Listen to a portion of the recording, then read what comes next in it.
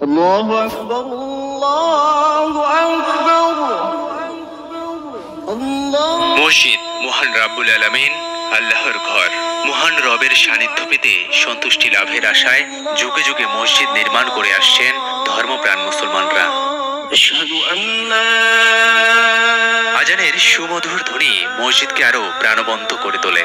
দৃষ্টিনন্দন অনিন্দ সুন্দর কারুকার্যে মার্বেল পাথরের 3 গম্বুজ বিশিষ্ট এই মসজিদ বহন করছে 300 বছরের পুরানো ইতিহাস, যা আজও স্থাপত্য শৈলীর বিরল ও উজ্জ্বল নিদর্শন হয়ে কালের সাক্ষী হয়ে আছে।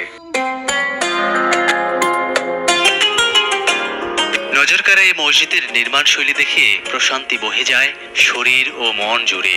অনন্য সুশোভিত এই মসজিদের প্রবেশ পথে আছে 3টি ধনুকাকৃতির দরজা। প্রবেশ পথের ওপরে আছে কয়েকটি গম্বুজ। কেবলা দেয়ালে 3টি কারুকার্য খচিত মিহরাব রয়েছে। শিলালিপি ও দেয়ালে খোদাই করা ফুল, লতাপাতা সহ বাহারি নকশা মসজিদটিকে দিয়েছে অতুলনীয় শৈল্পিক আকর্ষণ। মসজিদের পূর্ব দিকে আছে বিরাট তোরণ। মসজিদের সৌন্দর্য ও অলঙ্করণে ব্যবহার করা হয়েছে চীনা গ্লাস।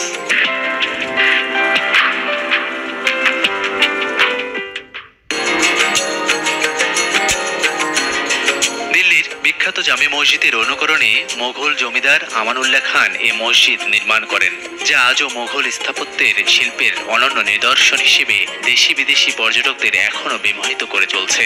নোয়াখালীর জেলা শহর মাইজদি থেকে প্রায় 15 কিলোমিটার উত্তরে সোনাইমুড়ি উপজেলায় এই মসজিদ অবস্থিত। শ্রুতি রয়েছে 300 বছর আগে প্রায় 1741 সালে মোগল সম্রাট মোহাম্মদ শাহের রাজত্বকালে তার রাজ্য পরিদর্শনের জন্য